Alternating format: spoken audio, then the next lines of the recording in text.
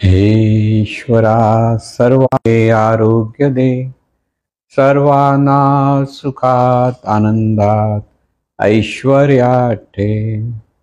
सर्वांचं भलं कर, कल्याण कर, रक्षण कर, आणि तुझे गोड नाम मुखात अखंड राहू दे. सद्गुरुनाथ महाराज की जय. सद्गुरु पै माऊली मातोश्री माई यांना प्रथम कृतज्ञपूर्वक वंदन. आणि आपण सर्व सद्भक्त सत्श्रोते हो, आपणा सर्वांना आदरपूर्वक नमस्कार. आपण जे चिंतन करीत आलेलो आहोत ते म्हणजे सद्गुरू आणि त्यांचा अनुग्रह या अंगाने चिंतन करीत आलेलो आहोत. आणि अनुग्रह देताना सद्गुरू शिष्याला नाम देतात, नामस्मरण करायला सांगतात.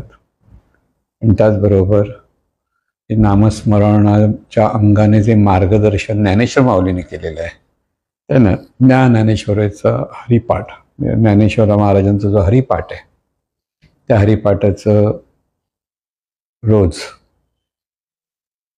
आवर्तन करायला सांगितलेली आहेत. आणि त्यामुळे इथे सद्गुरू आणि शिष्य यांचा जो संबंध आहे तो चैतन्य भावाच्या अपेक्षित आहे. आणि हे चैतन्य भावाच्या अपेक्षित लक्षात येण्यासाठी सद्गुरू शिष्याला तसं मार्गदर्शन करत असतात. आणि हे मार्गदर्शन करताना ते जे अनुग्रह देताना विठ्ठल हे नाम देतात, म्हणजे खरं म्हणजे विठ्ठल हा भाव देतात. म्हणजे हे काय नेमकं समजून घेण्याच्या अंगाने आपण चिंतन करत आलो होतो. म्हणून हे नाम म्हणजे हा भाव अखंड आपल्या स्मरणात राहिला पाहिजे. आणि तेच ज्ञानेश्वर माऊली हरिपाठातून सांगत आलेले. हरिपाठ म्हणजे हरीचं स्मरण किंवा हरीचा बोध. आणि त्या अंगाने आपण जे चिंतन करत आलो की 2-2 अभंग आपण प्रत्येक वेळेला जो घेतो आहोत त्याच्यातून आपल्याला ते काय सांगतात हे समजून घेण्याचा आपण प्रयत्न करत आहोत. म्हणून प्रथम अगदी अभंग हरिपाठात अभंगापासून पहिल्यापासून जरा थोडा वेळ आपण म्हणू आणि मग 7वा आणि 8वा अभंग आपल्याला निरूपणासाठी घ्यायचं आहे. देवाची द्वारी उभा क्षण भरी, तेणे मुक्तिचारी साधियेल्या. हरी मुखे म्हणा, हरी मुखे म्हणा, पुण्याची गणना कोण करी. असोनी संसारी जिव्हे वेगू करी, वेदशास्त्र उभारी बाह्या सदा. ज्ञानदेव म्हणे व्यासाची आखुणा, द्वारकेचा राणा पांडवा घरी. हरी मुखे म्हणा, हरी मुखे म्हणा, पुण्याची गणना कोण करी. अखंड स्मरण देवाच्या द्वारी उभा क्षणभर. देवाचं द्वार असं जे म्हटलेलं आहे म्हणजे आज साधक जो जीवभावात आहे त्या जीवभावात असलेल्या साधकाला देवभावात जे दिव्य स्वरूपाच्या प्रांतात जर त्याला प्रवेश करायचा असेल तर देवाचं द्वार एकच, ते म्हणजे देवाचं स्मरण. आता हे स्मरण अखंड असलं पाहिजे आणि ते कशाच्या द्वारे करायचं आहे? नामाच्या द्वारे करायचं आहे, लक्षात घ्या. म्हणून देवाच्या द्वारी उभा क्षणभरी तेणे मुक्तिचारी साधे. त्याने चारी मुक्ती किंवा मोक्ष हा साधकाला प्राप्त होतो. आणि तिथेच हा देव म्हणजे जे दिव्य स्वरूप म्हणजे साधक हा जो जीवभावात आहे त्याने देवभावातून जीवन जगलं पाहिजे. आणि त्यासाठीच आपलं स्मरण दिव्य केलं पाहिजे. ते आज देह भाव म्हणजे मी देह आहे हा जो भाव आहे सर्वसाधारण माणसाच्या ठिकाणी, तो बदलून आहे ते ईश्वरी शक्ती आहे, चैतन्य शक्ती आहे, आत्मशक्ती आहे, हा भाव तिथे निर्माण व्हायला हवा असेल तर त्यासाठी काय केलं पाहिजे, तर तिथे पुन्हा पुन्हा पुन्हा म्हणजे अखंड स्मरण, प्रत्येक क्षण स्मरण केलं पाहिजे. आणि हे स्मरण करताना देवाचं स्मरण करताना देवाकडे पाहायचं म्हणजे कुठे पाहायचं, तर शेवटच्या चरणामध्ये सांगतायत, ज्ञानदेव म्हणे व्यासाची अकुणा, द्वारकेचा राणा पांडव हरी. की हा जो द्वारकेचा राणा आहे की ज्याचं तुला स्मरण करायला सांगितले दिव्य स्वरूप आहे, ते कुठे आहे, पांडवा. इथे सूक्ष्म भाग जर लक्षात घेतला, आपण थोडक्यात घेतो आहोत, हे तो कृष्ण आहे. असणे पण असं जे आपल्याला म्हणतो की जे आहे ते तत्व, त्या द्वारकेच राणा तो शरीराच्याच ठिकाणी आहे. आणि म्हणून पाहायचं कुठे, स्मरण कुठे करायचं, की जे मी आहे तेच चैतन्य आहे, तोच देव आहे, हा भाव लक्षात ठेवा. म्हणून तिथे सतत भावपूर्ण हे नाम घेता आलं पाहिजे. म्हणून तिथे त्यांनी पहिल्यांदाच उल्लेख केला की अखंड स्मरण करा, पण कुठे पाहताना आपल्या शरीराच्या ठिकाणी ही ईश्वरी शक्ती नांदते, हा बोध तिथे दिला. त्या पुढचा जो बोध आहे, चहुवेदी जाण षटशास्त्री कारण, 18ही पुराणे हरिसी गाती, मंथुनी नवनीता तैसे घे अनंता, वाया व्यर्थ कथा सांडी मार्ग, एक हरी आत्मा जीव शिव समा, वाया तू दुर्गमान गाली मन, ज्ञान देवा पाठ हरी हा वैकुंठ, भरला घन दाट हरी दिसे, हरी मुखे म्हणा, हरी मुखे म्हणा, पुण्याची गणना कोण करे. हे नामस्मरण इतकं केलं पाहिजे की तेच नामस्मरण म्हणजे मंथन केलं पाहिजे. पुन्हा पुन्हा पुन्हा पुन्हा हे स्मरण स्वतःला देण्याचा प्रयत्न केला पाहिजे. आहे कोण, आहे ते हे चैतन्य स्वरूपच आहे, हे चिंतन म्हणजे मंथन. म्हणून चहुवेदी जाण षटशास्त्री कारण, 18ही पुराणे हरसी. सगळेजण हरीचंच गुणगान गातायत. आणि म्हणून अशा हरीचं म्हणजे कुठे पहिल्यांदा जे सांगितलंय की ज्या प्रत्येकाच्या शरीरामध्ये ही ईश्वरी शक्ती नांदते, हा भाग आहे. मग तिथेच तुझं लक्ष असलं पाहिजे. आणि तिथे सांगितलेलं आहे की तिथे मंथुनी नवनीता तैसे घे अनंता, की अनंत जे स्वरूप आहे त्या अनंत स्वरूपाला स्मरण कुठे व्हायला पाहिजे, आपल्या मनाच्या ठिकाणी, आपल्या जाणीवेच्या ठिकाणी ते स्मरण पुन्हा पुन्हा पुन्हा झालं पाहिजे. म्हणजे जाणीवेचं मंथन झालं पाहिजे. जाणीवेचं मंथन म्हणजे तिथे घुसळण झाली की सतत तेच स्मरण देत राहिलं की तो जीवभाव कमी कमी होत जाईल किंवा देहभाव कमी कमी होत जाईल आणि तिथे शिवभाव प्रगट होईल. म्हणून मंथुनी नवनीता तैसे घे अनंता, वाह्या व्यर्थ कथा सांडी मार्ग, एक ज्ञान देवा पाठ हरी हा वैकुंठ. की ज्ञानदेव बोध देत आहेत की हरी कसा आहे, हरी हा वैकुंठ भरला घनदाट हरीचे. की जेव्हा ते अखंड स्मरणातून हा हरी म्हणजे हे चैतन्य स्वरूप अखंड भरलेलं आहे, कुठे नाही असं नाही, हा बोध तिथे देतात. पण जे शरीरात आहे तसं तो विश्वात भरून राहिलेला आहे. म्हणून ज्ञानदेवा पाठ हरी हा वैकुंठ भरला घनदाट, सर्वत्र तो भरलेलाच आहे. तिसऱ्या अभंगामध्ये काय सांगतात, त्रिगुण असार निर्गुण हे सार, सारा सार विचार हरिपाठ, सगुण निर्गुण गुणाचे अगुण, हरी वीण मन व्यर्थ जाय, अव्यक्त निराकार नाही जाकार, जेथुनी चराचर त्यासी भजे, ज्ञान देवा ध्यानी राम कृष्ण मनी, अनंत जन्मानी पुण्य होय, हरी मुखे म्हणा, हरी मुखे म्हणा, पुण्याची गणना कोण करी. कोणत्याही वादामध्ये गुंतू नको. त्रिगुण असार आहे की निर्गुण सार आहे, सर्वाचा सारासार विचार काय, तू हरी भावातला देवत भावात राहण्याचा प्रयत्न, ते सतत ते स्मरण देण्याचा प्रयत्न कर.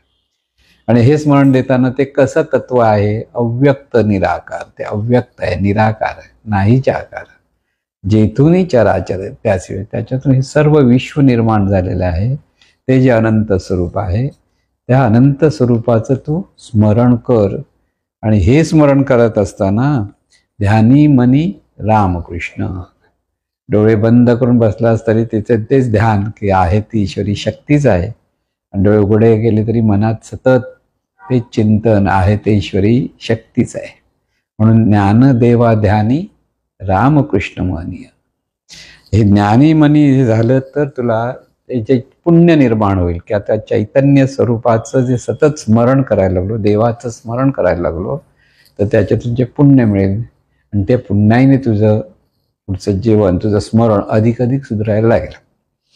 म्हणून चौथा अभंग, हे स्मरण अखंड होण्यासाठी काय केलं पाहिजे, भावे वीण भक्ती, भक्ती वीणे मुक्ती, बळे वीण शक्ती बोलू नये, कैसेनी दैवत प्रसन्न त्वरित, उगार आहे निवांत शिणसी वाया, सायासे करीसी प्रपंच दिन नेशी, हरीसी न भजसी कवण्या गुणे, ज्ञान देव म्हणे हरी जप करणे, तुटेल धरणे प्रपंचाचे, हरी मुखे म्हणा, हरी मुखे म्हणा, पुण्याची गणना कोण करे.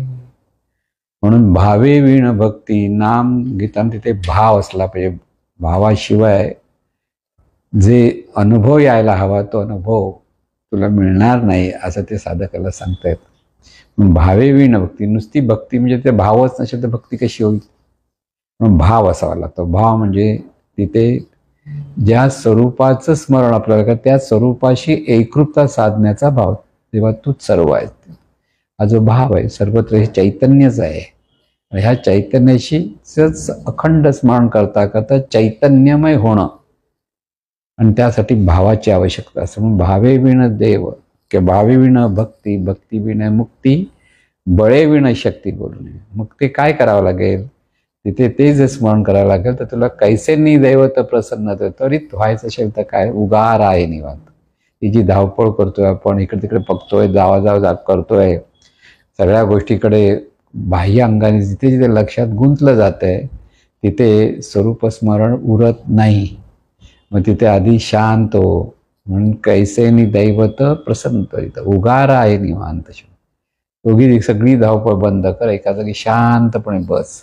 आणि हे शांतपणे बसून ना तिथे तुला अखंड हे चैतन्याचं स्मरण किंवा दिव्य स्वरूपाचं स्मरण जेव्हा करायला लागशील तेव्हा कैसेनी दैवत प्रसन्न त्वरित, उगार आहे निवांत क्षण सेवाया, सायासे करीसी प्रपंच दीन नेशी, हरीसी न भजसी कवण्या गुणे. पण बऱ्याच मंडळींना हे लक्षातच येत नाही. आपण एकांतात शांतपणे निवांत होऊन बसलं पाहिजे, पण ते प्रपंचाच्या चिंतेत हे कर ते कर, हा त्यांचा प्रपंच चालू असतो. मग अशा प्रपंचामध्ये जर बसलेत आणि तिथे अगदी कष्ट करतोस, पण इथे हरिजप करायला किंवा हरीचं स्मरण करायला शांत का बसत नाही असा प्रश्न विचारतात ते. तुला जर दिव्यत्वाची जी अनुभूती हवी असेल तर तुला ते स्मरण पुन्हा पुन्हा करायला पाहिजे. आणि हे पुन्हा पुन्हा करशील तेव्हा तुझं प्रपंचाचं म्हणजे जे देहभाव, प्रपंच ज्ञानदेव म्हणे हरिजप करणे तुटेल धरणे प्रपंचाचे. म्हणजे जो देहभाव आहे आज आपण तो प्रपंच आहे आपला. प्रपंच कशाला म्हणायचं? देहभावातून मी जे जे करतो तो प्रपंच असतो. म्हणून हरिजप कर म्हणजे हरीला जप. हरीला जप म्हणजे तिथे ही ईश्वरी शक्तीच आहे. हा भाव तिथे पुन्हा पुन्हा पुन्हा पुन्हा जपावा लागतो. आणि पुन्हा पुन्हा जपण्यासाठी पुन्हा पुन्हा स्मरण आपल्याला करावं लागतं. म्हणून त्याही पुढे ज्या वेळेला जातो आपण की ते योग याग विधी येणे न हे सिद्धी वायाची उपाधी दंभ धर्म भावे विण देव न कळे निसंदेह गुरु विण अनुभव कैसा कळे तपे विण दैवत दिदल्या विण प्राप्त गुजे विण हित कोण सांगे ज्ञानदेव सांगे दृष्टांताची मात साधूचे संगती तरणोपाय. म्हणून पुन्हा ते तिथे आठवण भावे विण देव न कळे निसंदेह गुरु विण अनुभव कैसा कळे. म्हणजे ते जसं भाव हवा तसं तिथे सद्गुरूही हवा. दोन्ही कष्ट लक्षात. भावे विण देव न कळे निसंदेह कळणार नाही. पण ते कळण्यासाठी कोणाची गरज आहे? गुरु. की तुला गुरु विण अनुभव ते हा जो अनुभव मिळायचा तुला मार्गदर्शक हवाय, सद्गुरू हवाय हे लक्षात. म्हणजे ते सद्गुरूंची आवश्यकता आहे. म्हणजे तिथे परत सद्गुरूंच्या प्रती श्रद्धा हवी, सद्गुरूंप्रती तो सद्गुरू भाव हवा. आणि त्याच्यातूनच तुझं तिथे तरणोपाय आहे. म्हणून ज्ञानदेव म्हणे ज्ञानदेव सांगे दृष्टांताचे मत साधूचे संगती तरणोपाय. इथे सद्गुरूंचं महात्म्य ते सांगतात की हे जर नामस्मरणाचा जर अभ्यास तुला पुन्हा पुन्हा करायचा असेल तर सद्गुरूचं मार्गदर्शन, सद्गुरूंप्रती असलेली श्रद्धा, सद्गुरूंप्रती असलेली शरणागती आणि याच्यातूनच तू तरुण जाशील. कारण आज प्रपंचात म्हणजे देहभावातून जे जे करतोय त्यात तुझं सुखदुःखाचा सगळा अनुभव इतका गुंतलेला आहेस की नेमकं तुला काय करायचं तेच कळत नाही. म्हणून ते सद्गुरूंचं मार्गदर्शन हवं आहे. आणि हे मार्गदर्शन करताना आणखीन पुढच्या अभंगात तेच सांगतायत. साधू बोध झाला नुरोनी आठेला ठाईच मुराला अनुभवे कापुराची वाती उजळली ज्योती ठाईच समाप्ती झाली जैसी मोक्ष रेखे आला भाग्य विनटला साधूचा अंकिला हरिभक्त ज्ञानदेवा गोडी संगती सज्जनी हरी दिसे जनी आत्मतत्वी. जेव्हा सद्गुरूंचा बोध शिष्याला प्राप्त होतो, सद्गुरू काय सांगतात त्याचं आकलन होतं आणि तेव्हा आकलन होतं तेव्हा त्याला दिव्यत्वाचा बोध प्राप्त होतो. म्हणून साधू बोध झाला नुरोनी आठेला. तिथे ज्या क्षणी हा बोध होतो तेव्हा तिथे जीवभाव निघून जातो, उरत नाही. आणि उरतो तो फक्त देवभावच होतो. म्हणजे जीव जातो आणि देव उरतो. लक्षात ठेवा. म्हणून साधू बोध झाला नुरोनी आठेला ठाईच मुराला अनुभवे. म्हणजे ते काय उरतं आहे ते चैतन्य स्वरूपच आहे. हा अनुभव तिथे उरतो. कसं होतं? कापुराची वाती उजळली ज्योती. कापूर जर जाळलं तर काय होतं? तिथे फक्त शेवटी काही उरत नाही. पहिला सुगंध येतो, तेजतत्व दिसतं, सुगंध येतो आणि काही वेळाने तिथं नुसतं अवकाश तत्व राहतं, काहीच राहत नाही.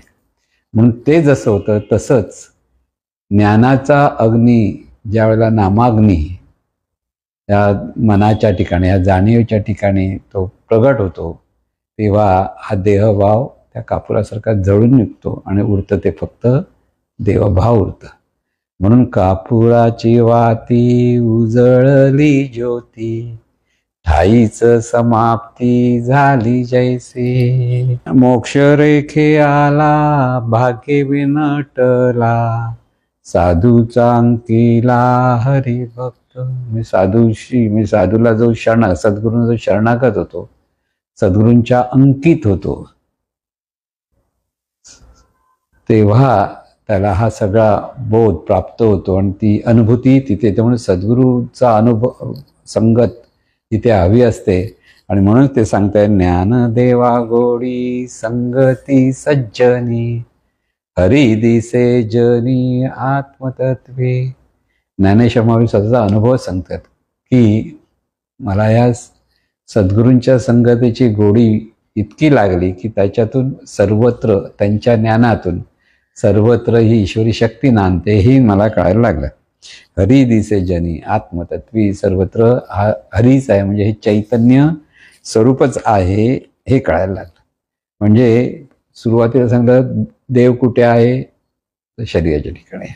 मग त्याच्यासाठी काय केलं पाहिजे, पुन्हा पुन्हा मंथन कर, पुन्हा पुन्हा चिंतन कर. मग तो देव कसा आहे, अव्यक्त निराकार आहे, नाही जाकार. जेथून विचारायचं ते तिथे तुला पाहायचं कुठे, स्वतःच्याच ठिकाणी जे जाणणं चालू आहे ते जाणणं सुद्धा अव्यक्त निराकार नाही जाकार आहे, तिथे पहा.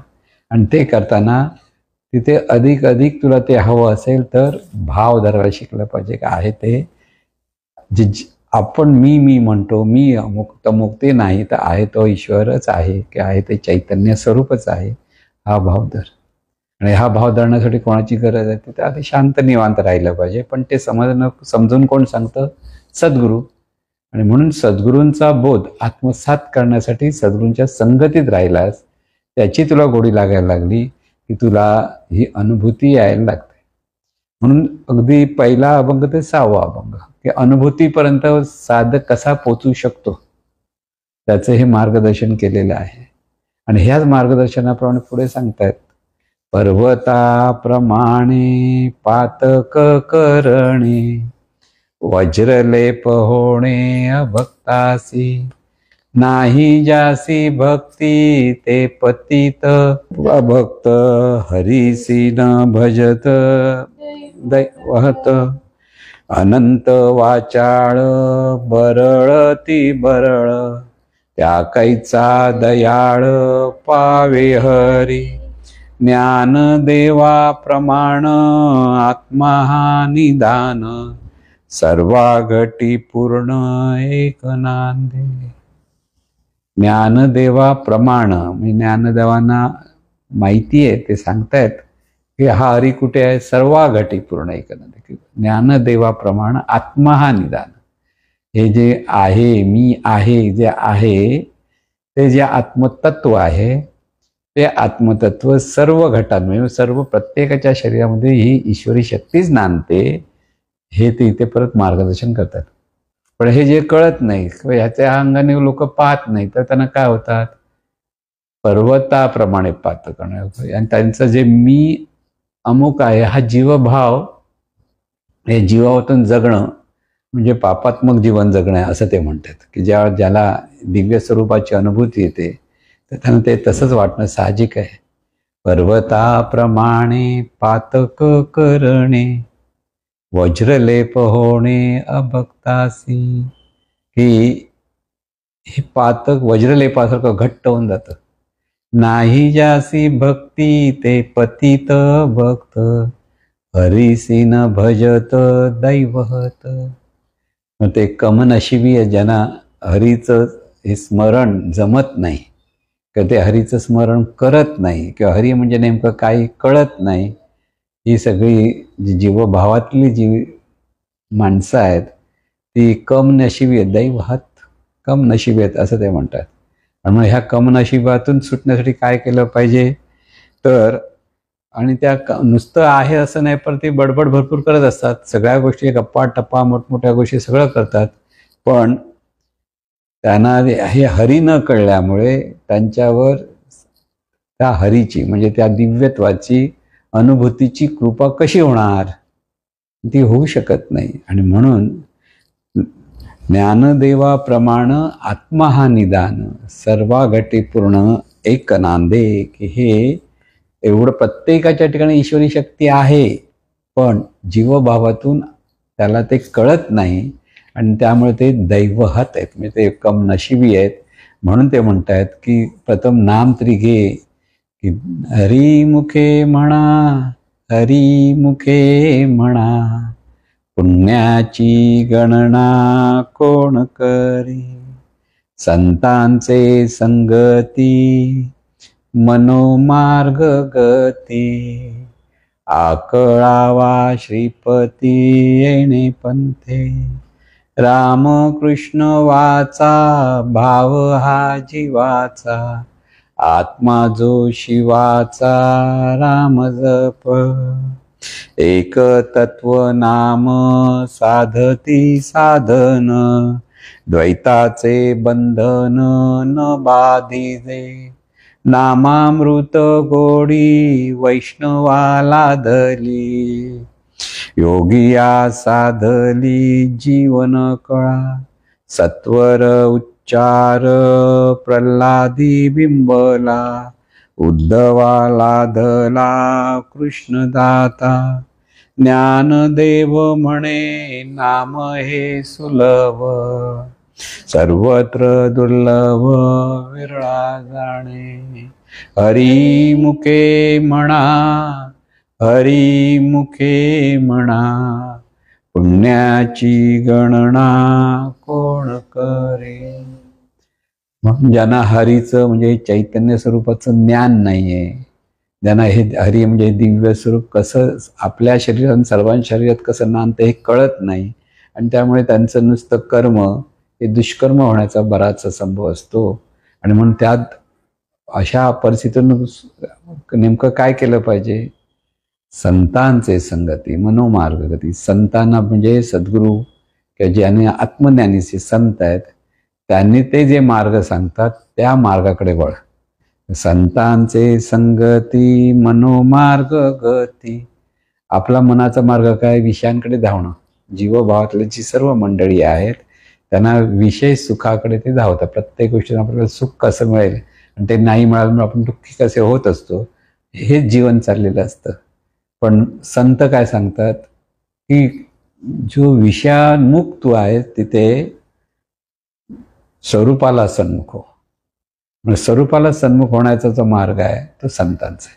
म्हणजे स्वरूप भावातून तुला जीवन जगता आलं पाहिजे, आणि हे जगण्याचं शिकवतात कोण, संत शिकवतात. म्हणून संतांचे संगती मनोमार्ग गती, आकळावा श्रीपती येणे पंथे. कळत नाही ना, सद्गुरूंना शरण जा. सद्गुरू काय सांगतात ते लक्षात घे. जे तू काल्पनिक देव, काल्पनिक देवाच्या ज्या काही गोष्टी आपण करत असतो आणि त्याच्यात आपल्याला वाटतं आपण खूप मोठा परमार्थ करत असतो, पण खरा परमार्थ कुठे आहे, आपला मीपणा निघून जाण्यात किंवा आपला जीवपणा विरून जाण्यात खरा परमार्थ आहे. तिथे देवभावातून जागृती आली पाहिजे. देवभावाकडे वळवण्याचा जो मार्ग आहे तो तुला संतांच्या संगतीमध्ये मिळतात. म्हणून संतांची संगत धर. संतांची म्हणजे इथे सद्गुरूंची संगत धर. संतांचे संगती मनोमार्ग गती, आकळावा श्रीपती येणे पंथे. तिथे तुला त्यांच्या मार्गदर्शनामुळे श्रीपती म्हणजे ह्या दिव्य स्वरूपाचं आकलन होईल. म्हणून संतांचे संगती मनोमार्ग गती, आकळावा श्रीपती येणे पंथे. रामकृष्ण वाचा भाव हा जीवाचा, आत्मा जो शिवाचा राम जप. म्हणजे ते काय झालं, जीवभावात नाम घ्यायला सांगितलं तर काय होतं, रामकृष्ण रामकृष्ण रामकृष्ण म्हणतो पण कुठे पाहायचं कळत नाही. म्हणजे रामकृष्ण वाचा भाव हा जीवाचा, म्हणजे वाचेने तो रामकृष्ण म्हणतो त्याला वाटतं मी हे बरोबर करतोय, पण त्यांना काय म्हणायचंय, रामकृष्ण वाचा भाव हा जीवाचा, आत्मा जो शिवाचा राम जप. आणि शिवभावात की जे संत मार्ग त्यांचं कुठे पाहणं असतं, आहे तो शिवच आहे, मी नाहीच, आहे ती शिवशक्तीच आहे, ईश्वरी शक्तीच आहे, हा त्यांचा भाव असतो. म्हणून तो आत्मतत्व म्हणजे मी आहे, हे जे आत्मतत्व आहे मी आहे असं जे सतत स्मरण आहे ते मी आहे, खरं ते लक्षात घे. ते स्मरण असणं हा शिवाचा भाव आहे, शिवाचा स्वभाव आहे. आणि फक्त जिव्हापुरतीच नुसतं राम नाम घेत बसणं हा जीवाचा स्वभाव झाला. अर्थात मार्गदर्शन करता करता ह्या जीवाचं रूपांतर शिवामध्ये होणार आहे. म्हणून संतांचे संगती मनोमार्ग गती, आकळावा श्रीपती येणे पंथे. उफराट दृष्ट्याचा पाहणं असं ते म्हटलं जातं की संतांचा मार्ग म्हणजे काय, कोण आहेस हा मार्ग आहे. मी कोण आहे, इथे मीची ओळख म्हणजेच देवाची ओळख आहे, म्हणजेच परमेश्वरी शक्तीची ओळख आहे. म्हणून मी आहे हे कोण, मी म्हणणारं कोण आहे हा बोध तिथे घेता आला पाहिजे. आणि ते मार्गदर्शन सद्गुरू करत असतात. म्हणून संतांची संगती मनोमार्ग गती, आकळावा श्रीपती येणे पंथे.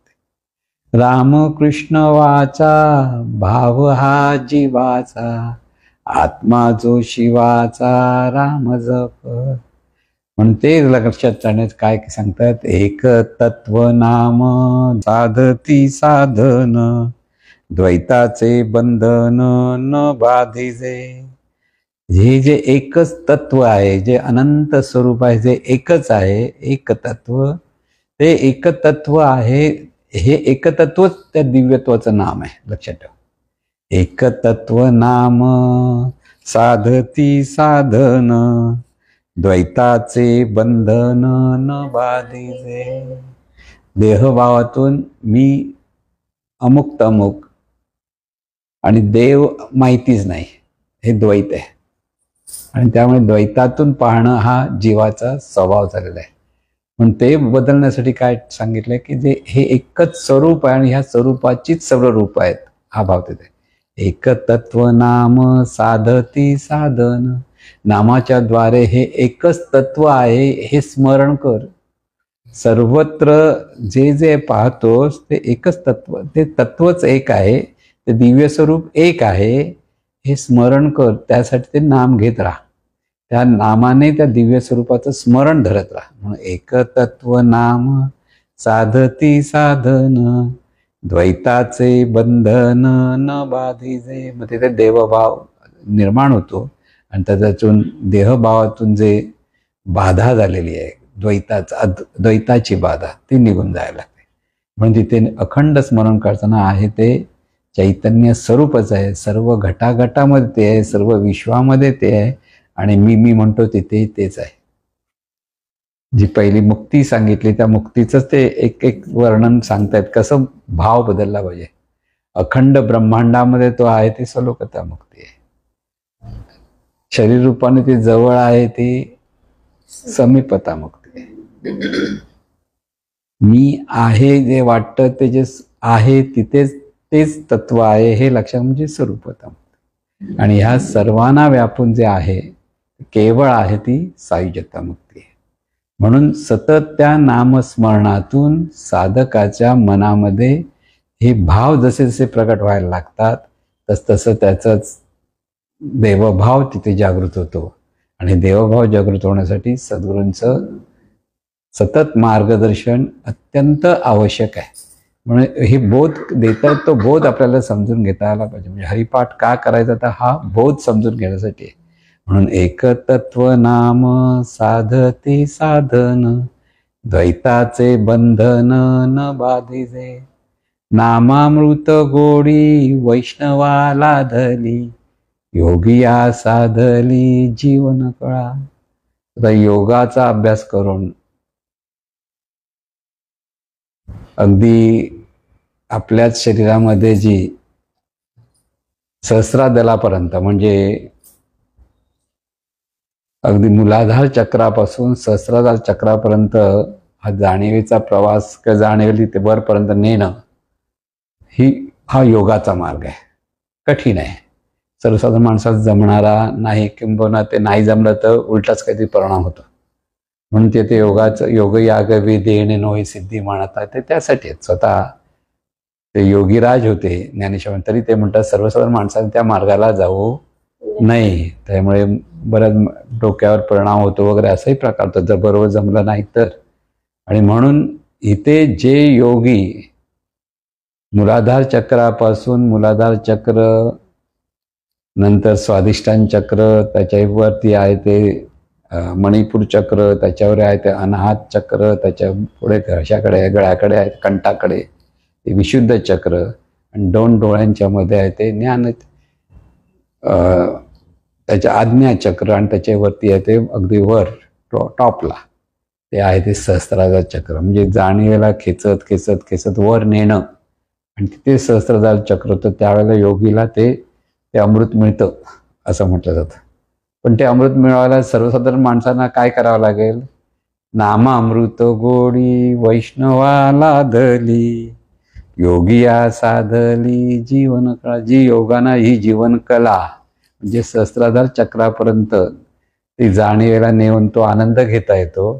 तोच आनंद नामाच्या द्वारे जे वैष्णव म्हणजे जे विष्णुमय झालेले आहेत, की विष्णुमय म्हणजे ते स्वरूपमय चैतन्यमय झालं, ज्यांच्या चित्ताचं चैतन्य झालंय, त्यांना जो आनंद येतो आणि योगियाचा आनंद, दोन्ही एकच. वेगळा वेगळा मार्ग आहेत, पण सहज जर हवं असेल, संसारी माणसाला जर सहज हवं असेल, तर हे नामस्मरणाची कास धरायला हवी. म्हणून नामामृत गोडी, नामाचं अमृत योग, नामामृत गोडी वैष्णवाला धली, की वैष्णव जे विष्णुमय होतात तो वैष्णव. वैष्णव तो जया ज्याची देवावर माया, असं म्हटलंय ना. इथे सहज अखंड स्मरणातून, त्या स्मरणात जितकं साधक रममाण होतो आणि त्याच्यातून त्याला जो आनंद मिळतो, शांती मिळते, अनुभूती प्राप्त होते, आणि ती सहज प्राप्त होते. त्यासाठी खूप कष्ट करावे लागणार नाहीत.